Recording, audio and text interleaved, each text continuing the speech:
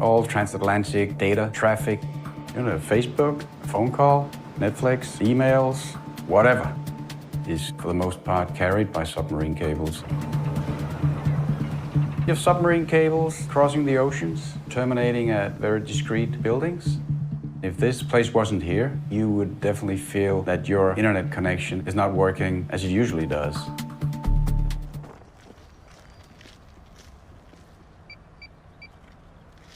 My name is Kjell Sørensen, and I'm the Marine Maintenance Manager. So I'm responsible for the maintenance of all our sea cables. This is where you transit from what we refer to as the wet part to the dry part, to the terrestrial networks. In this map, you can see the sea cables which we're responsible for. The TAT-14 is the 14th transatlantic transmission system. The TAT-1 was installed in 1957.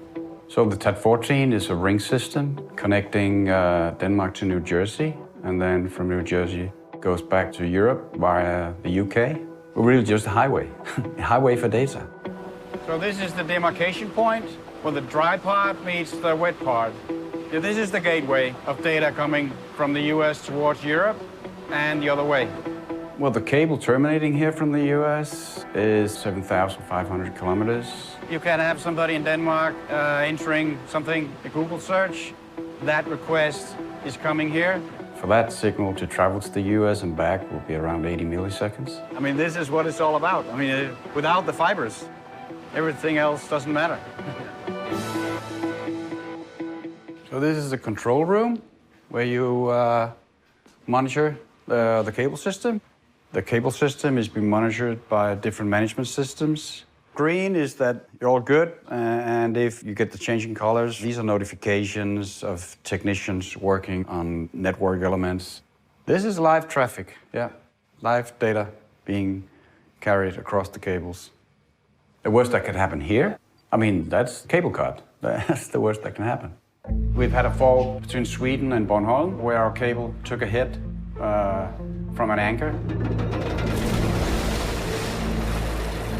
This one shows the damaged cable section. Cable has been twisted, and this is what happens when it's been hit by an anchor and dragged along the seabed. The armoring wires that should have been surrounding the inner core of the cable is amiss.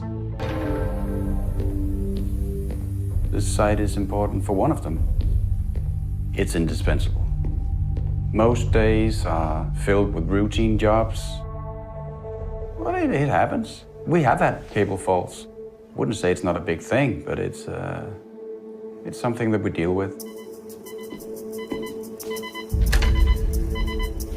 I think as a transmission engineer, working as a transmission engineer, you cannot go and think that a lot of people depend on what you're doing. If you get all stressed up during outages, you cannot focus, and then it takes even longer to get it fixed. So I find it hard to believe intelligence agencies would try to tap information here. As I see it, that wouldn't make any sense because there's just too much filtering required. That would be the obvious thing